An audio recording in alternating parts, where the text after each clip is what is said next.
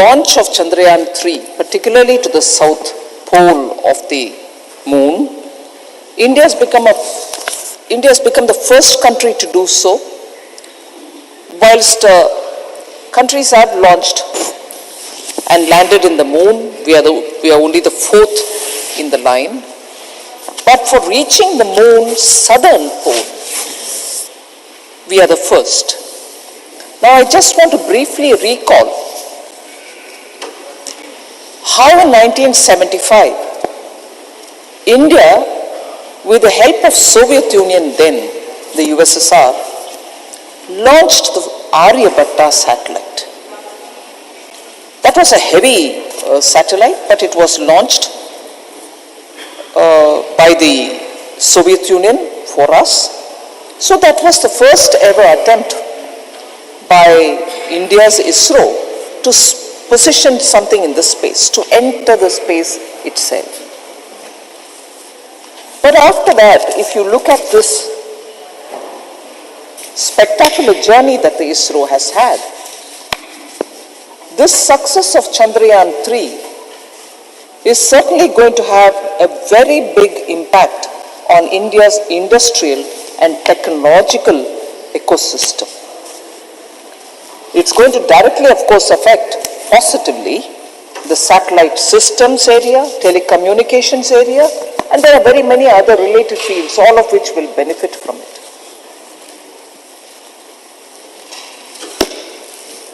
Although in 1975, we needed the Soviet Union's help to launch our Aryabhatta, a space station, to go into the space for the first time from India.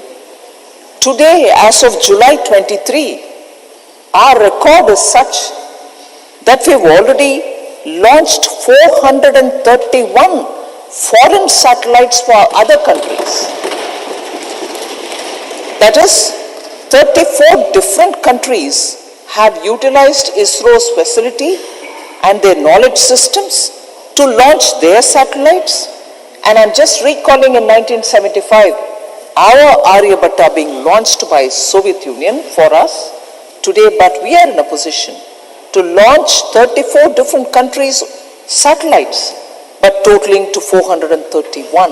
What a spectacular journey this is for ISRO. So, Chandrayaan-3, sir, also stood out, in my observation, also stood out for one particular achievement, which has a blend of innovation, has a blend of how technology and innovation working together can work for global achievements and sustainability. I remember also seeing a lot of comments which said, oh, but this is no good, it has taken this many number of days to reach there. Did it require that many number of days? Can it not be done lesser number of days? Because quoting some other countries, they said they reached the moon in 20 days, whereas you took 45 days and so on. But the secret behind that, the fact behind that, is the innovative way in which ISRO has handled it. In that, they chose a path to reach the moon, which was not otherwise thought of, but thought only because due to the route selection, and I'm using very pedestrian language here, I'm conscious of that, using such a route selection, ISRO made it possible to do it cost effectively, because the gravitational pulls, any magnetic fields which come in the way, I'm sorry again a pedestrian language, can exhaust more fuel. But the way in which ISRO decided to take this Chandrayaan-3 was chosen not for a racing expedition. I'll have to reach there faster than somebody else, but I have to reach there in a cost-effective manner using lesser fuel and therefore serve the purpose of sustainability. Space research also has to be sustainable because otherwise it becomes too expensive and cannot be afforded at all. So, innovation intertwined with sustainability, particularly in the realm of space, is what ISRO has achieved by choosing the route with which it reached the south pole of the moon. Now the lander that is there was named Vikram Probe. Obviously, the name reminds us of Vikram Sarabhai, who set up the first rocket launching station, which we are now using repeatedly. Nobody ever in India can forget the contribution that Vikram Sarabhai or Homi Bhabha did. Of course, Homi then moved over to the Atomic Energy Commission, which was carved out of the then body ISRO. So Vikram Probe did something spectacular again. Having reached the South Pole, for the first time, the density and the temperature of the moon's ionosphere has been recorded. Several people went to the moon earlier, landed in the moon earlier, but we did the first thing of landing in the South Pole. But for the first time again, the moon's ionosphere and its density and the temperature there has been recorded by our Vikram probe. Interestingly, from the probe, the rover which is moving slowly on the surface of the moon, the Pragyan rover, in its exploration has unearthed groundbreaking discoveries, sir. The presence of sulfur, for instance, in the lunar south pole has come as a very big surprise to the scientific community. So, I'm happy to say Chandrayaan-3 landing in the South Pole for the first time does not just stop there, it has also created a lot more record on its own. Just going back, Chandrayaan-2 also would have achieved, but for the last minute tragic failure, but ISRO showcased to the world that it shall not be deterred by that failure. It would learn lessons. Every strand of the errors have been identified, lessons learned, and today we see that the ISRO has corrected itself to the extent that very many little errors which had crept in earlier had been removed and better solutions have been offered than what had been given in Chandrayaan-2 itself. No wonder that the chief, S. Somanath, has been received by the Indian common citizen everywhere. When he went into a flight, people stood up and clapped for him. This is the kind of respect Indians have, we our people have, for such great achieving scientists of this country. Nobody ever forgets them. And today, ISRO and ISRO scientists are all very recognized by people of India, and in the process, I'll later delve into this point. They are people who have studied from tier 2, tier 3 colleges, gone into Indian Institute of Sciences and many such institutions, but they are there sitting and contributing for the future development of India and also sharing their knowledge with the entire space community all over the world. Now, if I spoke about Chandrayaan-2, sir, I'll also take this opportunity to say about Chandrayaan-1, which was launched in 2008. Even that was a wonderful, sir. Honorable members, what a sight. Look at the galleries. Look at the galleries.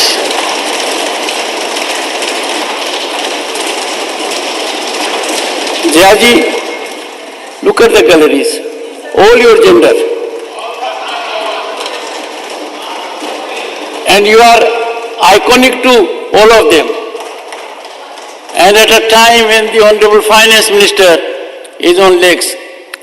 And this has happened right from the beginning. But that it would happen so continually is unimaginable, is spectacular. My tribute to this great power which is being unleashed in India to change it for the better and to take it to 2047 gloriously. Honorable Finance Minister. Thank you very much, sir. So I'll take this opportunity which you've given me by highlighting the women and girls in the gallery. Equally impressive, sir, and I'm sure you would have noticed it as well. And Jayaji would also probably appreciate the fact that we have... Very good, very good. He's saying all the whole house. I heard it, sir, but what I wanted to say is, Jayaji, because the school children who are here, I'm so touched by the fact that they are here to observe what we are discussing. And I'm sure, yes, all the members would feel happy about the presence of the future generations of India here. She started her first movie Oh, okay. as a school child. Honorable Leader of the House reminds me that I'm not wrong in mentioning Honorable Jaya ji's name, because she apparently acted as a school child. Yes. A student with uniform in a film. I was reflecting, honorable members, on that memorable contribution as a great artist and elevating her to iconic status, which she has sustained all throughout. Honorable Finance. Appreciations, Jayaji. Sir, I did mention about Chandrayaan 2 and wanted to move over to briefly talk about Chandrayaan 1 as well. But before I do talk about Chandrayaan 1, I want to remind myself and also place it before the honorable members in this house that on probably 7th September 2019, midnight, Governor of West Bengal, the then Governor of West Bengal, and now Vice President of India, witnessed that landing, which of course had a problem, but along with hundreds of school children in the science city of Kolkata. And today you are reminding us about the school children who are here to listen to this debate on the Chandrayaan 3's success. So Chandrayaan 1, sir, if I can just go one step backward, was also a very successful mission. 2008, when it was launched, it discovered the presence of water on the moon's surface, and it also provided a lot of insights into the lunar geology. So obviously, each one time that ISRO had attempted to do, they have come out with extraordinary contributions to the space science, and that is now actually being used by the space community, scientist community from all over the world. And repeatedly, when we talk about ISRO, I will definitely recollect that the founders of ISRO, as I named them earlier, Vikram Sarabhai or Homi Bhabha, had all remembered that this contribution or this investment in space is an investment in future, and that it will be done for the sake of development and also for the sake of humanity. That spirit continues even today, sir. I would want to highlight that. And when I do that, it is purposely because I want to bring to the context that continuously in India, ISRO has received that kind of a support from all communities. Ordinary citizens, students, children, scientific community, and from the government of the day. The kind of support that ISRO has received is something which all of us are proud of, and we'll continue doing that. Now, but of course, much before I go into talking many more things, a theme which I want to mention here, and I would probably respond to it repeatedly, is a comment which Jairam Ramesh had made, honorable members not here, but he has made in the morning about, muscular nationalism. You leave it to the scientists. Sir, yes. And I also recall, I wasn't in the house, but I've seen it subsequently, that former President APJ Abdul Kalam had referred to Professor Satish Dhawan and said leadership should be like that, where once when a mission failed, he had said not to worry at all, leave it, that I take the full responsibility as the head. But when the next year it was corrected and they achieved success, Professor Satish Dhawan had told our former president, then scientist, APJ Abdul Kalam, the success is due to your team and the success is to you, and as a true leader, gave the credit to the team. Absolutely. Whoever would deny the scientists their contribution. But it doesn't mean that if the Prime Minister of the country stands next to a scientist or a team of scientists who worked for something, and when there is unfortunately a failure or a disappointment, to stand by them and say, don't you worry, you will be doing better the next time. And therefore I read this quote. Honorable Prime Minister stood next to Professor Sivan, the scientist, during the launch of Chandrayaan-2, which in the last minute, unfortunately, broke all our hearts and disappointed all of them as much as the scientific community when it just couldn't land. Standing next to him, who had tears in his eyes, Mr. Sivan had tears in his eyes, Prime Minister had said, last night, when he stood with him, I understood your frame of mind. The look in your eyes said a lot. That is why I did not stay here for long. We might not have reached the lunar surface as planned. You came as close as you could, stay steady and look ahead. We are full of confidence when it comes to our space program, the best is yet to come, unquote. These are not words of any muscular nationalism. These are truly the words of a Prime Minister who wants to stand next to his scientists, even at the time of disappointment, as much as the time of success. So to decry this and to say, oh, you stop your muscular nationalism, is a bit of a perversion, which I think somebody from Jairam Ramesh's experience, I wouldn't expect. So, and this is not the first time. When in 2014, ISRO had by that time launched 104 satellites at one go. Prime Minister Modi was one of the first ones to say, India salutes all the scientists. It was in his Twitter handle. It was there even now. So scientists are being given the due credit, and we shall continue to give due credit. Every government has done it, we also do it. But when we do it, because it's Prime Minister Modi, please don't give any other attributes which are not true.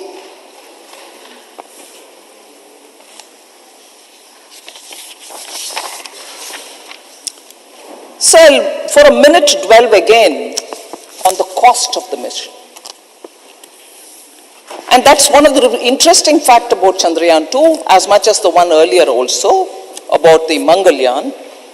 One of the most interesting facts is that Chandrayaan-3 mission costed only around $75 million US, approximately 615 crores. These are not final figures because that will have to be finalized through the department, finally tying up every expenditure, approximately 615 crores. Then again, oft repeated comparisons. Our Chandrayaan-3 commanded a lesser budget when compared to some of the movies which are made on space itself. You're making movies on space because we understand better, we want to know better, our future generation should know what it means, and therefore interesting films are made. But those films costed more than actually just Chandrayaan-3. I'll give you a random selection of film names and their cost. Interstellar costed $165 million. Passengers costed $110 million. The Martian, $108 million. Gravity, $100 million. And Chandrayaan, $75 million. As I said earlier, sir, innovative cost-cutting methods are the reason why it took a few days more, but the gravitational pull and also the magnetic fields which drag the satellite and therefore exhaust the fuel in my pedestrian language, that is. I'm sure there are some scientists who will be here who will sneer at my language, but simply put, that's the reason why they chose the track with which they could reach. Even if it takes a few more days, it costed them less. So I'll come to the point that increasingly India's space programs are becoming Atmanirbhar.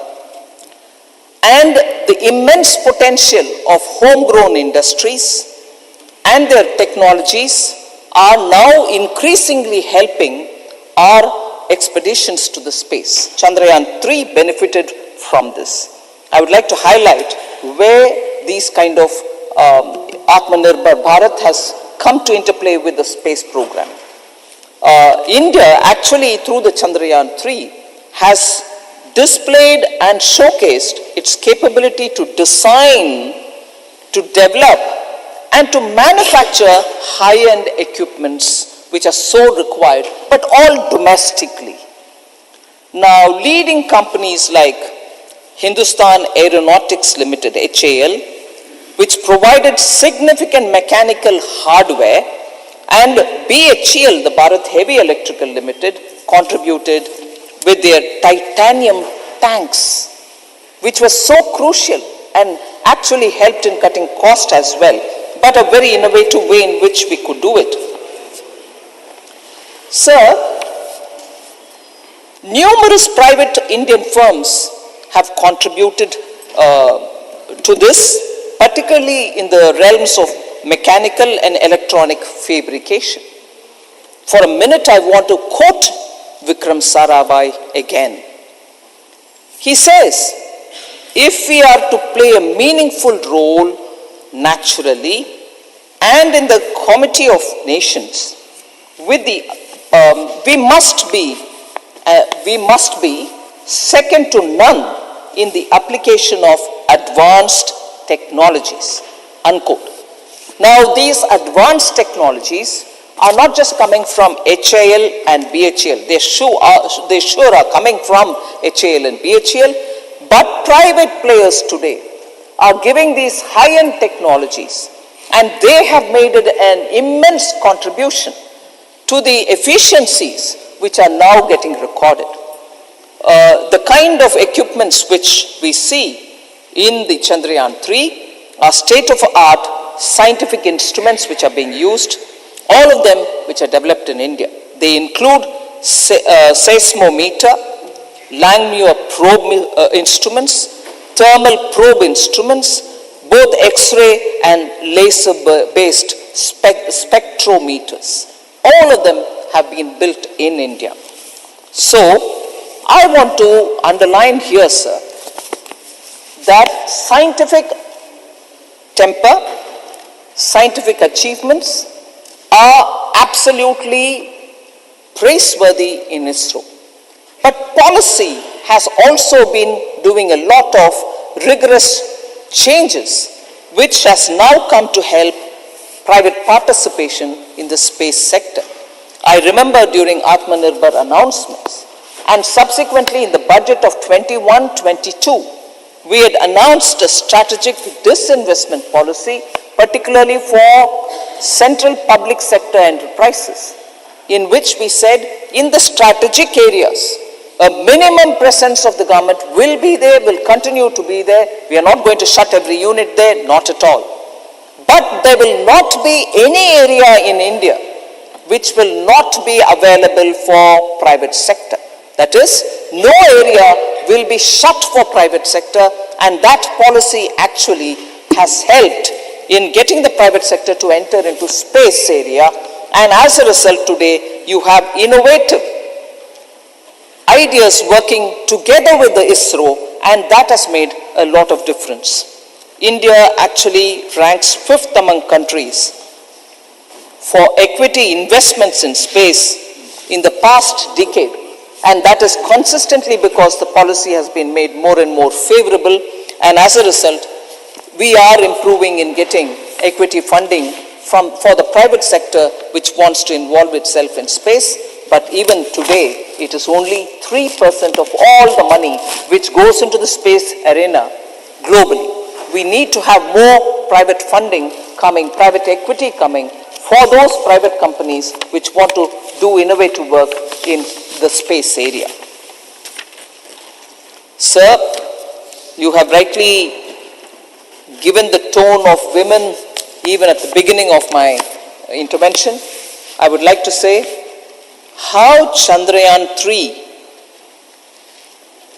the landing spot in the moon, has been named Shiv Shakti. Shiv Shakti obviously denotes the Ardhanarishwara principle though. And therefore both Shiva and Shakti give the energy and the action. Therefore, I want to say it is a tribute to the women scientists who worked in that mission. Indian women scientists have contributed immensely to the space program. Women scientists, and I quote the Prime Minister here, women scientists of this mission have played a crucial role in ensuring its success. Without their contribution, this achievement was not just possible.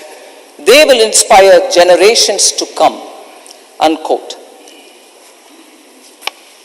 Sir, slightly over 100 women staff have played a direct significant role in conceptualizing, designing, realizing, testing and executing Chandrayaan 3.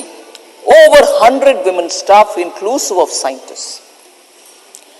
The huge participation of women shows that the scientific empowerment of women has helped, and the glass ceiling has actually been broken in ISRO for quite some time now. I'm not saying it happened yesterday, but for quite some time now.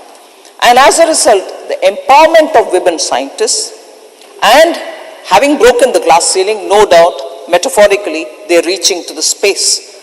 This empowerment of women scientists clearly shows that in India, there is enough opportunity and more for women, provided they're given access, given opportunity. And that is why, in this context, I like to place it on the table here, that the Nari Vandan Adhiniyam, which is being introduced in the Lok Sabha, is necessarily an instrument through which we hope the political empowerment also can be done, just as the scientific empowerment has been happening in ISRO.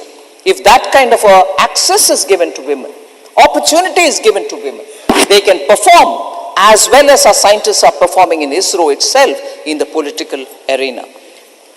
And I'm sure when the bill comes to the Rajya Sabha, it will have a smooth passage. I'm sure all parties, all members would kindly cooperate to have that cleared. So I'd like to take, because we are talking about Chandrayaan 3, I'd like to highlight the names of those women scientists who have contributed to Chandrayaan 3.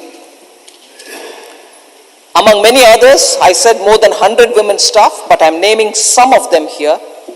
Srimati Kalpana Kalahasti, Dr. Ritu Karidal Srivastava, who's known as the Rocket Women of India, Srimati Vanita Muttaya, Srimati Nandini Harinath, Srimati Anuradha TK, Srimati Maunmita Datta, and Srimati VR Lalitambika.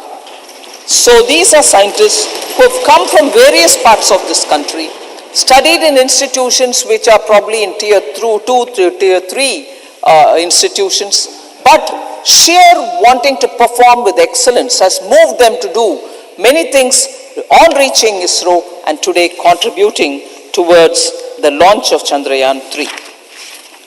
So if Chandrayaan 3 was a great success, there are other cosmic endeavors by the ISRO, which is launching Aditya L1, which is a space-based observatory dedicated to studying the sun.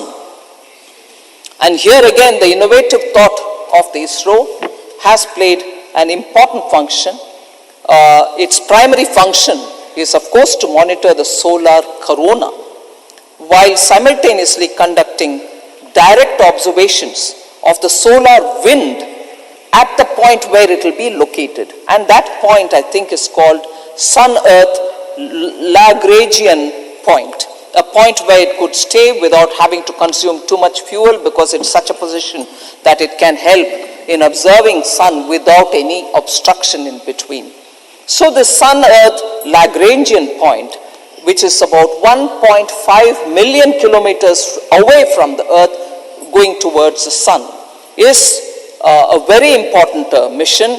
A significant feature of this one is that it's got 7 payloads, which include the visible emission line coronagraph, which, like I said earlier, Chandrayaan, BHEL, HAL have contributed. In this case, the Indian Institute of Astrophysics, which is located in Bangalore, has contributed in this particular visible emission line coronagraph, which is going to be very important an instrument which is going to be observing the sun. So Aditya 1, Aditya L1, which was launched from Sriharikota by ISRO on the 2nd of September 2023, is one of those very important observatory for the sun, which India will be doing. There are 3 other countries which again have done this before, but India's now achieved it. So here again, a woman scientist has contributed in the Aditya L1.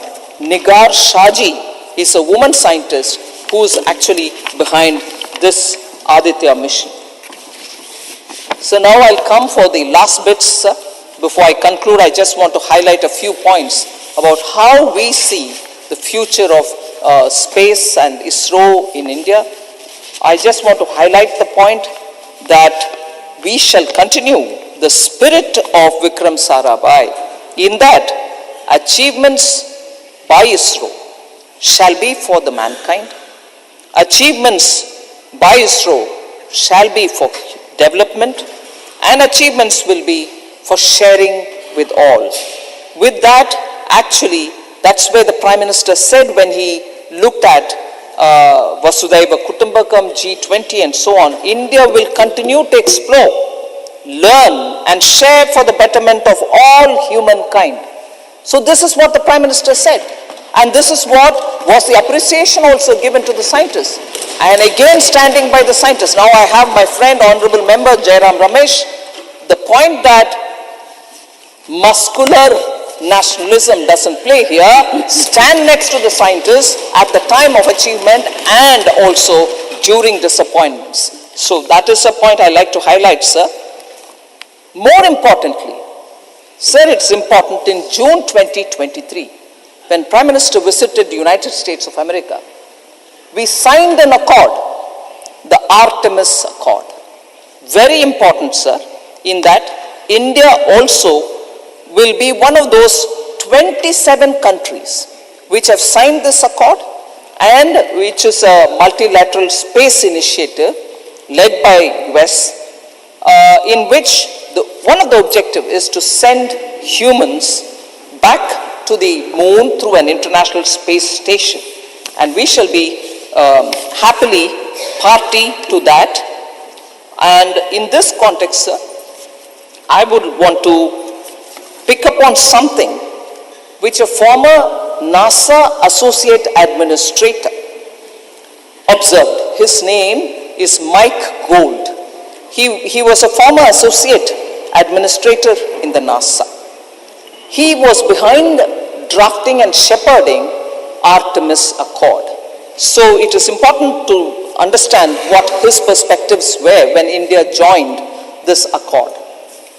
I quote him, sir, saying, India will not only fill the void, this is Mike Gold saying, who's been a NASA Associate Administrator once earlier, who drafted and also shepherded this Artemis Accord. He says, and I quote, India will not only fill the void that Russia is leaving, but will far exceed it.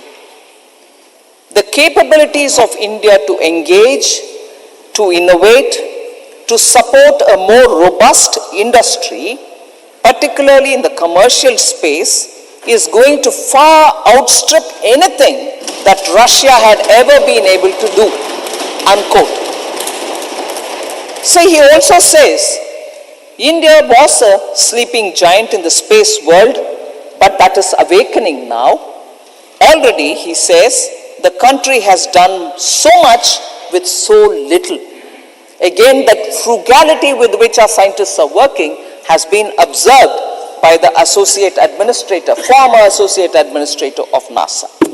Sir, I believe one of the honorable members in the morning while talking said, probably it's Honorable Member Jawahar Sirkar, who said, bureaucracy now should be off science.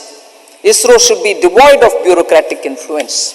Now, it's not me, it's not anybody from India, but I'd like to again recall the words of former NASA Associate Administrator Mike Gold. He says, India's bureaucratic reforms in its space efforts are helping the country move faster in that sector. So, bureaucracy is not being obstructed. They are actually, the reforms are helping him to move faster. So, moving faster is not being an obstruction. So, we need to understand these reforms are taking place so that this kind of an approach where you are able to do decisions, take decisions in time is facilitating the bureaucracy. The National Science Foundation, sir, is not headed, I'm sure the minister was here, he spoke about it in the morning, National Science Foundation with huge funds given for them to decide where that should be deployed. He is headed by a scientist, Dr. Sood, if I'm right. He heads it. No bureaucrat, no former IAS is sitting there. It is a scientist who is dealing with it. So I would like to highlight this saying, these reforms, therefore, will be transformative not just for India, but also for the US and the commercial space sector as a whole, is the observation we've heard from the former NASA associate administrator. So finally, we have, I think, the current government's policies have helped the power of youth, power of scientific community, and power of Indian startups all together are helping today's ISRO. I'm not taking more time, sir, in case you want me to conclude.